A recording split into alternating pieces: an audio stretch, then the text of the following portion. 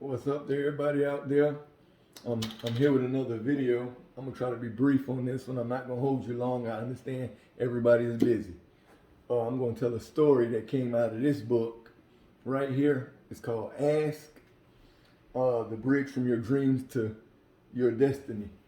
And basically, this story is about a fisherman, a puppy, and a stork.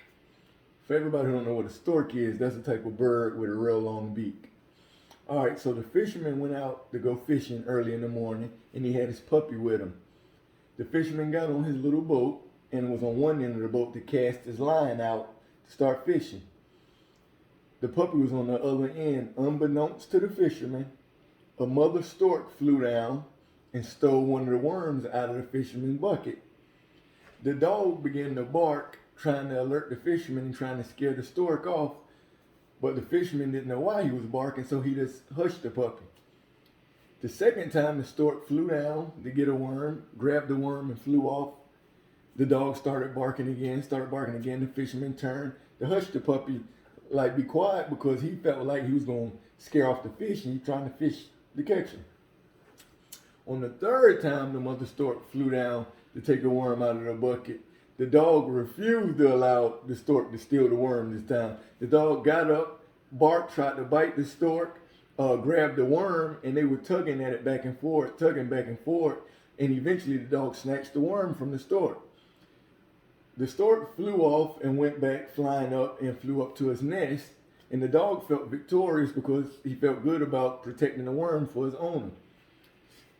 As the boat went on, the dog looked up and seen the stork looking down at them real sad like, and realized that the mother stork had 3 baby storks, and the reason she was taking those worms were to feed her babies. So when the dog realized that, he felt, a little upset and sad about it.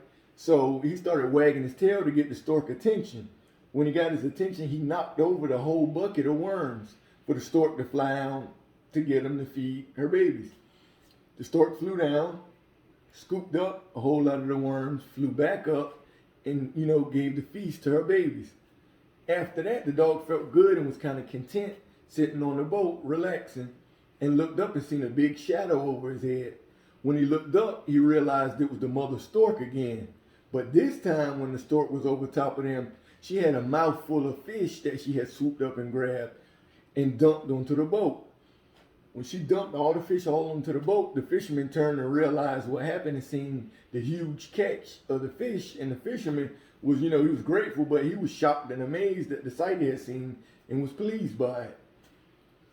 And that's the end of the story. Now, the moral of this story was how if you deprive somebody of something, you might not feel so good about it. But if you make somebody feel good, or basically you're not stingy, it can help them, it can bring them joy, and it can make you feel good.